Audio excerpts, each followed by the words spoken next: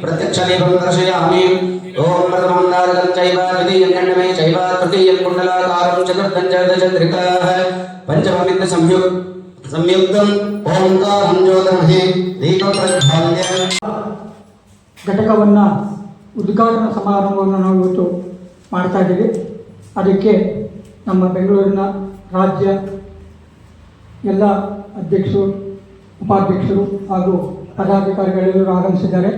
ಅವರಿಗೆ ಹೃತ್ಪೂರ್ವಕವಾಗಿ ನಮ್ಮ ದೇವಸ್ಥಾನದ ವತಿಯಿಂದ ಹಾಗೂ ತಮ್ಮೆಲ್ಲರ ವತಿಯಿಂದ ಅವರನ್ನು ಸ್ವಾಗತವನ್ನು ಕೋರುತ್ತೇನೆ. ಹಾಗೂ ನಮ್ಮೆಲ್ಲರ ಈ ಮಂಡ್ಯ ಜಿಲ್ಲಾ ಕಡೆಯಿಂದ ಎಲ್ಲ ಪುರೋಹಿತ ಅರ್ಚಕರು. ನಮ್ಮ ಜನಸಂಖ್ಯೆ ತುಂಬ ಕಮ್ಮಿ, 5 ಹಳ್ಳಿಗೋ 10 ಹಳ್ಳಿಗೋ ಒಬ್ಬರು ಪುರೋಹಿತರು ಇರ್ತಾರೆ. ಆ ಪುರೋಹಿತರುಗಳ ಮೇಲೆ ತುಂಬ ಶೋಷಣೆ ನಡೆಯುತ್ತೆ. ಹಿಂದೆಲ್ಲ ಕೃತತ್ರೇದ ದ್ವಾಪರೇದಲ್ಲೆಲ್ಲ ನಮ್ಮ ಕಲಿಯುಗದಲ್ಲೂ ಕೂಡ ನಮ್ಮ ಅರ್ಚಕರಿಗೆ ಮೊದಲೆಲ್ಲ ತುಂಬ ಪ್ರಾಶಸ್ತ್ಯ ಚೆನ್ನಾಗಿ ಇತ್ತು. ನಮ್ಮ ಅಜ್ಜಿ ಕಾಲದಲ್ಲೂ ಕೂಡ ಇತ್ತು. ಬಂದಂತಹ ಬೆಳೆಗಳಲ್ಲಿ ಮೊದಲ ಒಂದು ಅಂಶ ಪುರೋಹಿತರಿಗೆ ತರಕಾರಿ ಬೆಳೆದ ತರಕಾರಿಯನ್ನು ಮತ್ತೊಂದನ್ನು ಏನನ್ನು ಬೆಳೆದರೂ ಕೂಡ ಪುರೋಹಿತರಿಗೆ ಅಂತೇಳಿ ಮೊದಲು ಕೊಡ್ತಿದ್ರು. ಇತ್ತೀಚಿನ ದಿನಗಳಲ್ಲಿ ಯಾವುದೇ ಇರುವುದಿಲ್ಲ.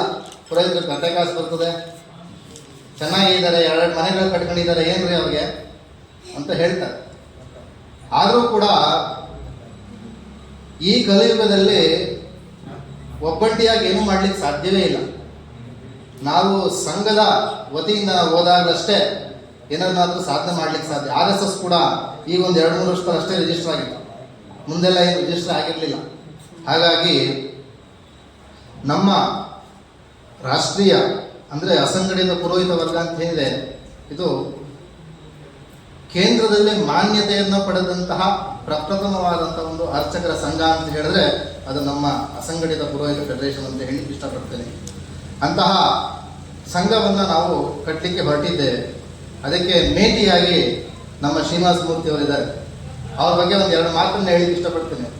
ನಾವೆಲ್ಲ ನೋಡಿ ನಮ್ಮ ಪೂಜೆಗಳನ್ನು ಮುಗಿಸ್ಕೊಂಡು ನಮ್ಮ ಮನೆಗೆ ಹೋಗ್ತೇವೆ. ಆದರೆ ಆಯವಾರು, ಜಿಲ್ಲಾವಾರು, ತಾಲೂಕುವಾರು ಪ್ರಯಾಣ ಮಾಡಿ ನನ್ನ ಕೆಲಸವೇ ಇದು, ನನ್ನ ಧ್ಯೇಯವೇ ಇದು ಅಂತ ಹೇಳಿ ನಮ್ಮೆಲ್ಲರಿಗಾಗಿ ಪುರೋಹಿತರು ಎಲ್ರಿಗೂ ಒಳ್ಳೆಯದಾಗಬೇಕು, ಎಲ್ರಿಗೂ ಕೂಡ ಸರ್ಕಾರದಿಂದ ಸಿಗಬಹುದಾದಂತಹ ಸವಲತ್ತುಗಳನ್ನು ಇಷ್ಟಪಡ್ತೇನೆ.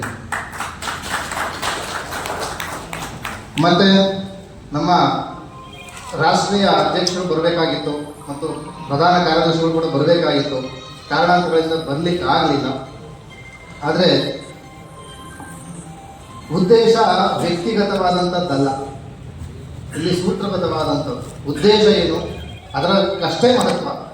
ಹಾಗಾಗಿ ನಾನು ಹೇಳ್ತಾ ಇದ್ದೆ, 5 ಹಳ್ಳಿಗೋ 10 ಹಳ್ಳಿಗೋ ಒಂದೊಂದು ಮನೆಗಳಿರ್ತವೆ. ನೋಡಿ, ಒಂದು ಉದಾಹರಣೆಯನ್ನು ಕೊಡ್ತೇನೆ. ಒಂದು ಒಳ್ಳೆಯ ದೇವಸ್ಥಾನ ನಮ್ಮ ಸಂಘಟನಾ ತಿಳಿಸ್ಕೊಡ್ತಾರೆ ಅದ್ರ ಬಗ್ಗೆ.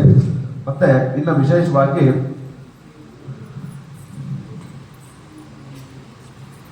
ಇನ್ನು ಹೆಚ್ಚಿನ ರೀತಿಯಾಗಿ ನಮ್ಮ ಒಂದು ಸಂಘ ಸಂಸ್ಥೆ ತುಂಬಾ ಫಾಸ್ಟ್ ಆಗಿ ಕೆಲಸ ಮಾಡ್ತಾ ಇದ್ದೀವಿ. ಯಾರು ಈ ರೀತಿಯಾಗಿ ಇನ್ನೂ ಹೆಚ್ಚಿನ ರೀತಿಯಾಗಿ ಕೆಲಸ ಮಾಡಿ ಎಲ್ಲ ಸಂಘಟನೆಗಳಿಗೆ ನಮಗೆ ಆದಷ್ಟು ಬೇಗ ಮೆಂಬರ್ ಆದರೆ ಅವ್ರಿಗೆ ಇನ್ನೂ ತುಂಬಾ ಸವಲತ್ತುಗಳನ್ನ ಕೊಡ್ತಾ ಇದ್ದೀವಿ.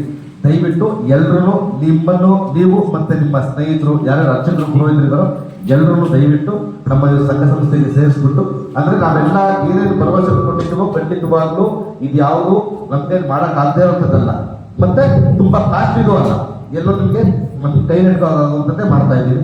ದಯವಿಟ್ಟು ಎಲ್ಲರೂ ಈ ಸಂಘಕ್ಕೆ ಸಂಸ್ಥೆಗೆ ಸೇರಿಕೊಟ್ಟು ಈ ಒಂದು ಕಾರ್ಯವನ್ನ ಯಶಸ್ವಿಗೊಳಿಸಬೇಕು.